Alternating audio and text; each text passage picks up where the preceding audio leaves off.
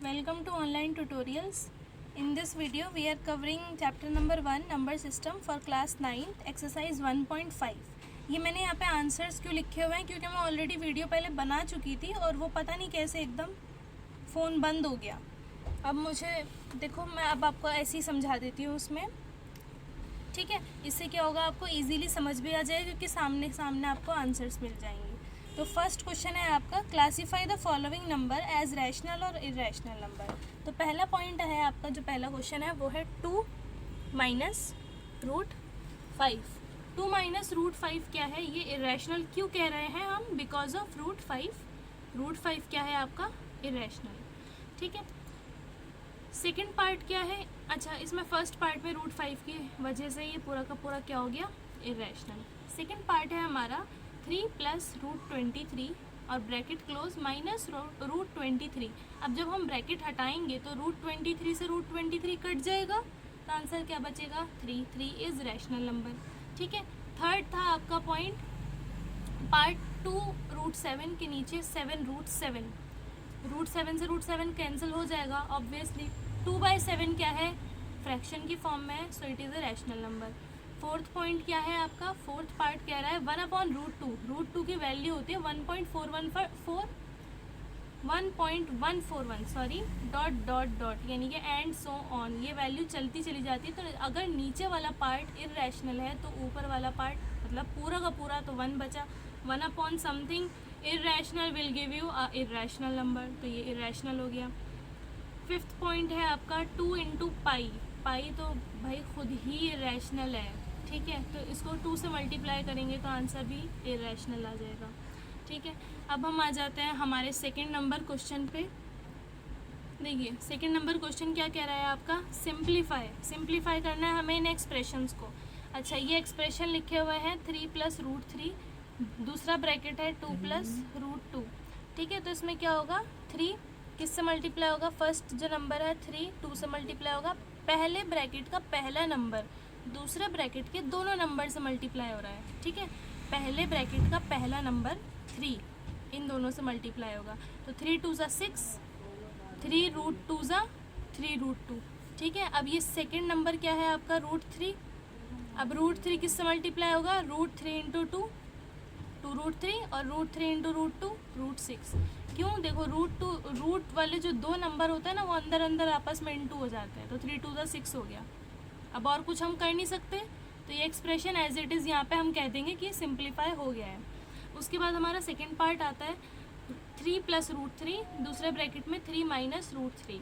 अब इनको भी हम वैसे ही मल्टीप्लाई करेंगे, पहला नंबर जो है पहले ब्रैकेट का वो पहले इन दोनों से हो जाएगा, अगले ब्रैकेट के दोनों नंबर से मल्टीप्लाई, यानी 3 3 ज़ा 9 हो गया और 3 रूट 3 ज़ा 3 रूट 3, ये माइनस का था ना तो यहाँ पे माइनस का साइन आ गया। फिर ये 3 रूट 3 यहाँ पे इंटू हो जाएगा, हो गया। और रूट 3 और रूट 3 देखो सेम नंबर मल्टीप्लाई अगर हो सेम रूट वाले नंबर तो उनका रूट कैंसिल आउट हो जाता है और वो 3 बन जाते हैं। तो ये प्लस का है माइनस का है, प्लस माइनस माइनस हो गया। ये दो टर्म देखो सेम थी और अलग अलग साइन ऑपोजिट साइन की थी, तो ये कैंसिल हो गई। अब 9 माइनस 3 के आगे आपका 6, ठीक है। थर्ड पार्ट देखोगे आप, थर्ड पार्ट क्या है, रूट 5 प्लस रूट 2 का होल स्क्वायर, तो यानी a प्लस बी का होल स्क्वायर। ये प्रॉपर्टी यहाँ पे लग गई तो मैं इसे एक्सपेंड कर रही हूँ। तो प्रॉपर्टी क्या कहती है, a प्लस बी का whole square will give you a square plus B square plus 2ab, ठीक है जी। अब हम कर रहे हैं a square plus B square plus 2ab, तो a का स्क्वायर यानी कि देखो रूट 5 का स्क्वायर यानी root 5 into root 5 will give you 5, ठीक है। Root 2 into root 2 will give you 2। अब ये जो ना रूट जो है अंदर अंदर मल्टीप्लाई हो जाएंगे, 5 2 से 10, तो 2 रूट 10 आंसर आ गया और 5 प्लस 2 क्या आ गया 7, ठीक है। तो आंसर आपका ये है final 7 plus 2 root 10। Fourth part मैंने यहाँ नहीं करा है, यहाँ पर किया है, तो यहाँ पर आ जाइए फोर्थ पार्ट के लिए कि रूट 5 माइनस रूट 2 और दूसरे में है आपका रूट 5 प्लस रूट 2। फिर वही काम करेंगे, पहले ब्रैकेट का पहला नंबर दूसरे ब्रैकेट के दोनों नंबर से इंटू होगा, तो root 5 into root 5 root 5 into root 2, तो रूट 5 5 बन गया, रूट 5 रूट 2 देखो दो अलग अलग नंबर है तो ये अंदर ही अंदर मल्टीप्लाई हो जाएंगे, 5 2 ज़ा 10, इसी तरह 2 5 ज़ा 10 माइनस आ जाएगा। अब √2 और √2 क्या हो जाएगा, 2 बन जाएगा। 5 माइनस 2 क्या हो गया आंसर 3। और ये जो दोनों नंबर कैसे कटे, क्योंकि ये प्लस का था ये माइनस का था, अपोजिट साइन थे, तो it will get cancel out. अब हम आ जाते हैं क्वेश्चन नंबर 3 पे। क्वेश्चन नंबर 3 क्या कह रहा है, pi is defined as the ratio of circumference say C of a circle to its diameter say D, so pi equal to C by D, how will you resolve this contradiction. तो ये question क्या कहना चाह रहा है, ये question कह रहा है कि पाई जो है सी बाई डी के इक्वल है। सी बाई डी क्या है, सी सर्कमफेरेंस है और डी डायमीटर है, तो यानी सी और डी का जो रेशो है, एक सर्कल के डायमीटर और सर्कमफेरेंस का जो रेशो है वो पाई के इक्वल है। अब देखो ये फ्रैक्शन है, फ्रैक्शन क्या होता है, रैशनल नंबर, और ये है आपके सामने पाई। पाई क्या है आपका, इरेशनल नंबर। तो rational equal to irrational number, it can't be possible. तो ये जो है आपका इक्वल टू नहीं है, होना चाहिए। ये इनको कॉन्ट्रडिक्शन लग रही है स्टेटमेंट कि हाँ भाई ये जो है फ्रैक्शन ये इसके बराबर, इरेशनल के बराबर कैसे आ गया, क्योंकि इरेशनल नंबर को तो हम फ्रैक्शन में पूरा अप्रॉक्सीमेट करके ही एक्सप्रेस कर सकते हैं, वैसे पूरा एग्जैक्ट एक्सप्रेस नहीं कर सकते। तो इसका आंसर क्या होगा, इसका आंसर होगा आपका देयर इज़ नो कॉन्ट्रडिक्शन।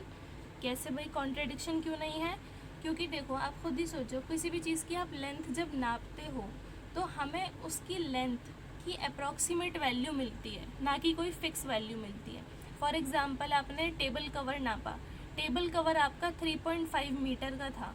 अब वो 3.5 मीटर जो है वो आपकी स्केल की रीडिंग है। 3.5 मीटर यानी कि 3 मीटर 50 सेंटीमीटर, तो ये जो आपकी स्केल की रीडिंग है वो स्केल मिलीमीटर तो नाप ही नहीं रहा है, तो वो कहाँ तक वैल्यू दे रहा है, अप्रॉक्सीमेशन कहाँ तक दे रहा है, सेंटीमीटर तक। तो आपको मिलीमीटर वाली तो वैल्यू मिली नहीं होगी।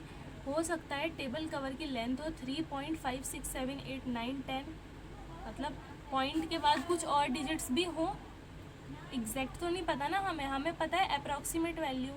इसीलिए अब हम नहीं बता सकते कि सर्कमफेरेंस कितना अप्रॉक्सीमेट है, डायमीटर भी, इन दोनों की हमें अप्रॉक्सीमेट वैल्यू पता है। अब अगर मुझे इनकी एग्जैक्ट वैल्यू पता लग गई तो क्या पता है ये दोनों इरेशनल हो, 3.33495 एंड सो ऑन, ठीक है, ऐसा कोई भी नंबर हो तो ये भी इरेशनल हो सकता है। Irrational upon irrational will give you irrational. तो हम जब किसी भी चीज़ की लेंथ नापते हैं तो हमें उसकी अप्रॉक्सीमेट वैल्यू मिलती है, ना कि एग्जैक्ट वैल्यू। तो we can not clearly say whether C और डी इज़ इरेशनल और नॉट। तो there is no contradiction, answer इसका होगा, ठीक है। तो आप लोग ये वाला आंसर लिखेंगे, there is no contradiction. Remember that when you measure a length with a scale or any other device you will get approximate rational value, so you may not realise that either C और D is irrational. सो आज की class यहीं पे हमारी ख़त्म होती है। अगर आपको वीडियो पसंद आई हो तो लाइक, कमेंट और सब्सक्राइब करना, और मुझे कमेंट में प्लीज़ अपने डाउट बताना, और डाउट्स के साथ साथ आप अपने क्वेश्चंस जो किसी और सब्जेक्ट के हैं, नहीं आ पा रहे हैं, आपको समझ नहीं आ रहे हैं, वो भी शेयर कर सकते हो।